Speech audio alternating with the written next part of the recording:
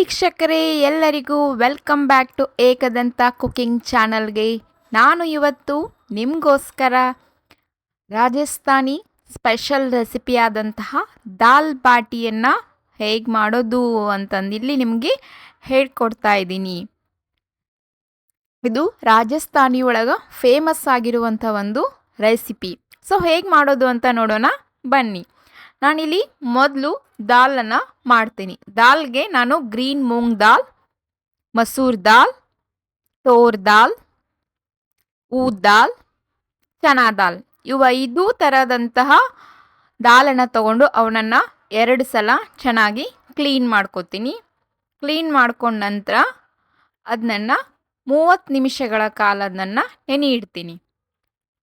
ಚೆನ್ನಾಗಿ ಸ್ವಲ್ಪ ಕುಕ್ ಆಗಲಿ ಅಂತ 30 ನಿಮಿಷಗಳ ಕಾಲ ನೆನೆ ಇಡ್ತೀನಿ. ಇವು ನೆನೆದ್ರೊಳಗೆ ನಾವು ಹಿಟ್ಟನ್ನು ನಾದೋಣ. ಫಸ್ಟ್ ಇದಕ್ಕೆ ನಾನು ಗೋಧಿ ಹಿಟ್ಟು, ಚಿರೋಟಿ ರವೆ, ಸ್ವಲ್ಪ ಉಪ್ಪು, ಅಜಿವಾನ, ಸ್ವಲ್ಪ ಗೀ ಇರಲಿಲ್ಲ ಅಂದ್ರೆ ಎಣ್ಣೆ ಕೂಡ ಹಾಕೊಳ್ಳಿ. ಆನಂತರ ಸೋಡಾ ಇವೆಲ್ಲವೂ ಹಾಕಿ ಚೆನ್ನಾಗಿ ಮಿಕ್ಸ್ ಮಾಡ್ಕೊಳ್ಳಿ. ನೋಡಿ, ಮಿಕ್ಸ್ ಆದ ನಂತರ ಈ ಥರ ಉಂಡೆ ಮಾಡಿದ ನಂತರ ಈ ಥರ ಬಂದರೆ ನಿಮ್ಮ ಹಿಟ್ಟು ಪರ್ಫೆಕ್ಟ್ ಆಗಿದೆ ಮತ್ತು ಬಾಟಿಯ ಕೂಡ ಚೆನ್ನಾಗಿ ಬರ್ತದೆ. ಇದನ್ನ ನಾನು ಚಪಾತಿ ಹಿಟ್ಟಿನ ಹದಕ್ಕೆ ನಾದ್ಕೋತೀನಿ.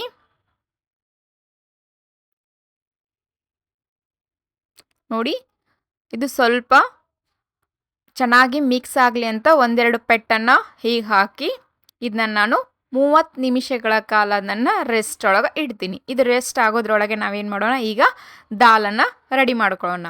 ಓಕೆ, ಆಗಲೇ ನೆನೆಯಿಡಿರುವಂತಹ ಎಲ್ಲ ದಾಲನ್ನು ಕುಕ್ಕರ್ಗೆ ಹಾಕ್ತೀನಿ.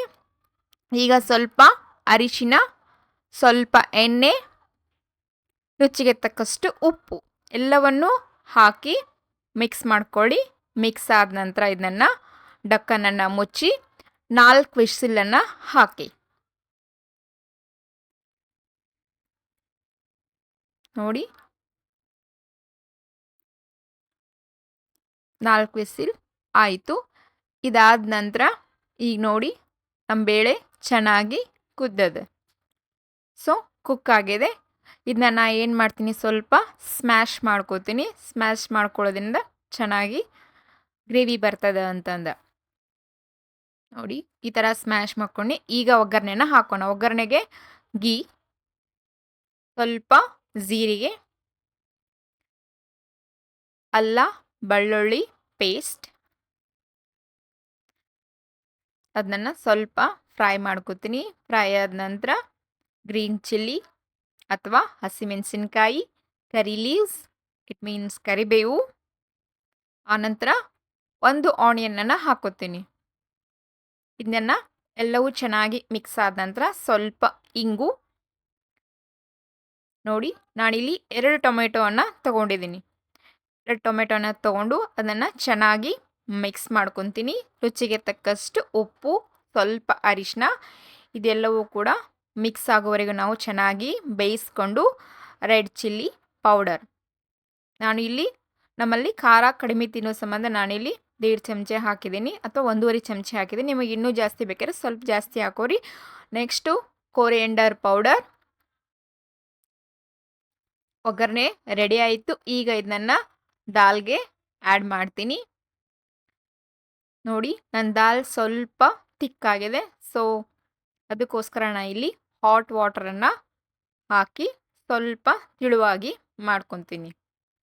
ನೋಡಿ, ನಮ್ಮ ದಾಲ್ ರೆಡಿ ಆಯಿತು. ಮೇಲ್ಗಡೆ ಸ್ವಲ್ಪ ಕೊತ್ತಂಬರಿಯನ್ನು ಉದುರಿಸ್ಕೊಂಡು 1 ಕುದಿಯನ್ನು ಕುದಿಸ್ಕೊಂಡ್ರೆ ನಮ್ಮ ದಾಲ್ ಸೂಪರಾಗಿ ರೆಡಿಯಾಗಿರುತ್ತೆ. ನೋಡಿ, ನನ್ನ ದಾಲು ರೆಡಿ ಆಯಿತು. ಸೊ ದಾಲ್ ರೆಡಿ ಆದ ನಂತರ ಬಾಟಿಯನ್ನು ಹೇಗೆ ಮಾಡೋದು ಅಂತ ನೋಡೋಣ ಬನ್ನಿ. ಆಗಲೇ ಮಿದ್ಕೊಂಡಿರುವಂತಹ ಹಿಟ್ಟನ್ನು ಇನ್ನೊಮ್ಮೆ ಚೆನ್ನಾಗಿ ಮಿದ್ಕೊಂಡು ನಾವಿಲ್ಲಿ ಸಣ್ಣ ಸಣ್ಣ ಉಳ್ಳೆಗಳನ್ನಾಗಿ ಮಾಡ್ಕೊಳ್ಳೋಣ. ಉಳ್ಳೆಯನ್ನು ಮಾಡ್ಕೊಳ್ಳೋ ಟೈಮ್ದೊಳಗೆ ನಾವಿಲ್ಲಿ ಸ್ವಲ್ಪ ಶೇಪನ್ನು ಕೊಟ್ಕೋಬೇಕು. ಆ ಶೇಪನ್ನು ಯಾಕೆ ಕೊಟ್ಕೋಬೇಕು ಅಂದರೆ ಒಳಗೆ ಚೆನ್ನಾಗಿ ಕುಕ್ ಆಗಲಿ ಅಂತಂದ. ಸೊ ಇದು ಹಿಟ್ಟಿರುತ್ತಲ್ಲ, ಒಳಗೆ ಚೆನ್ನಾಗಿ ಬೇಯಲಿ ಅಂತಂದ ಈ ಶೇಪ್ ಒಳಗೆ ನಾನು ಮಾಡ್ತಾ ಇದ್ದೀನಲ್ಲ, ಈ ಟೈಪ್ ಮಾಡಿ ನೀವು ಅದನ್ನು ಬೇಯಿಸೋದ್ರಿಂದ ಚೆನ್ನಾಗಿ ಬರ್ತದೆ ಅಂತ ಒಂದು ಸ್ಮಾಲ್ ಟಿಪ್ಸ್. ಸೊ ಈ ಥರ ಉಳ್ಳೆಯನ್ನು ಮಾಡಿಕೊಂಡು ಅದ್ರ ಮೇಲೆ ಪ್ಲಸ್ ಚಿಹ್ನೆಯನ್ನು ಹಾಕ್ತೀನಿ. ಹಾಕಿ ಒಂದು ಸ್ವಲ್ಪ ಉಳ್ಳೆಯನ್ನು ಮಾಡಿ ಇಟ್ಕೊಂಡೆ. ಈಗ ಏನು ಮಾಡೋಣ, ಇದಕ್ಕೆ ಸ್ವಲ್ಪ ತುಪ್ಪವನ್ನು ಆ್ಯಡ್ ಮಾಡ್ತೀನಿ. ಈಗ ಒಂದೊಂದೇ ಬಾಟಿಯನ್ನು ಅದರೊಳಗೆ ಹಾಕಿ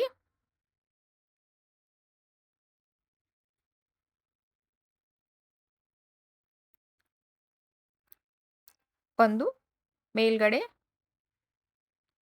ಡಕ್ಕನನ್ನು ಮುಚ್ಚಿ 10 ನಿಮಿಷಗಳ ಕಾಲ ಲೋ ಫ್ಲೇಮ್ ಒಳಗೆ ಅದನ್ನು ಬೇಯಿಸ್ತೀನಿ.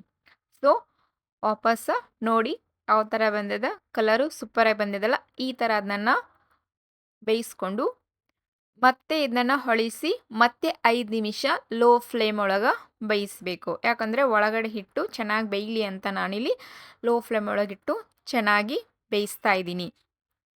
ಮೇಲ್ಗಡೆ ಸ್ವಲ್ಪ ಗೀಯನ್ನು ಹಾಕೋಬೋದು. ನೀವು ಗೀ ಇಲ್ಲ ಅಂದರೆ ಎಣ್ಣೆ ಕೂಡವನ್ನು ಆ್ಯಡ್ ಮಾಡ್ಕೊಳ್ಳಿ.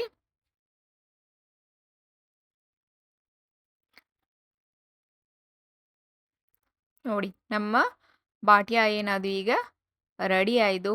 ಸೊ ಇನ್ನೂ ಒಂದು ಸ್ವಲ್ಪ ಬೇಯಿಸ್ಕೊಳ್ತಾ ಇದ್ದೀನಿ.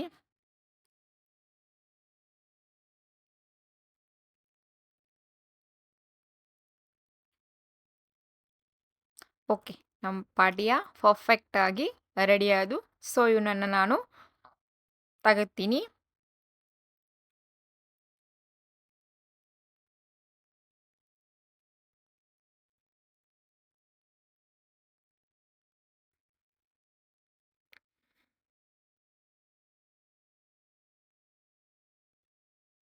ಆನಂತರ ಇವನನ್ನು ದಾಲ್ ಬಾಟಿಯ ಹೇಗೆ ಮಿಕ್ಸ್ ಮಾಡೋದು, ಹೇಗೆ ತಿನ್ನೋದು ಅಂತ ಗೊತ್ತಿರಬೇಕಲ್ಲ. ಸೊ ನನಗೂ ಕೂಡ ಫಸ್ಟ್ ಟೈಮ್ ಅವನ್ನೆಲ್ಲ ಬಾಟಿಯನ್ನು ಸಣ್ಣ ಸಣ್ಣಗಾಗಿ ಪೀಸಸ್ಗಳನ್ನು ಮಾಡಿ ಮೇಲ್ಗಡೆ ದಾಲನ್ನು ಹಾಕಬೇಕು.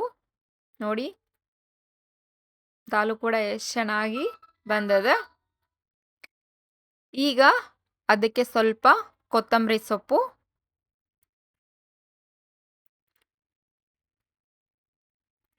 ಲಿಂಬೆ ಹಣ್ಣು, ಸ್ವಲ್ಪ ಅದಕ್ಕೆ ಮೇಲ್ಗಡೆ ತುಪ್ಪನ ಹಾಕ್ಕೊಂಡು ತಿಂತಾ ಇದ್ರೆ ವಾ ವಾ ಎಷ್ಟು ಮಸ್ತಾಗಿರುತ್ತೆ ಗೊತ್ತಾ. ಒಂದ್ಸಲ ನೀವು ಕೂಡ ಮನೇಲಿ ಟ್ರೈ ಮಾಡಿ ಹೇಗಿದೆ ಅಂತ ನನಗೂ ಕೂಡ ಒಂದು ಕಮೆಂಟ್ ಮೂಲಕ ತಿಳಿಸಿ. ಎಲ್ಲರಿಗೂ ಕೂಡ ಧನ್ಯವಾದಗಳು. ಇನ್ನೂ ನನ್ನ ಚಾನಲ್ಗೆ ನೀವು ಸಬ್ಸ್ಕ್ರೈಬ್ ಆಗಿಲ್ಲ ಅಂದರೆ ಸಬ್ಸ್ಕ್ರೈಬ್ ಆಗಿ, ಲೈಕ್ ಮಾಡಿ, ಶೇರ್ ಕೂಡ ಮಾಡಿ. Thank you.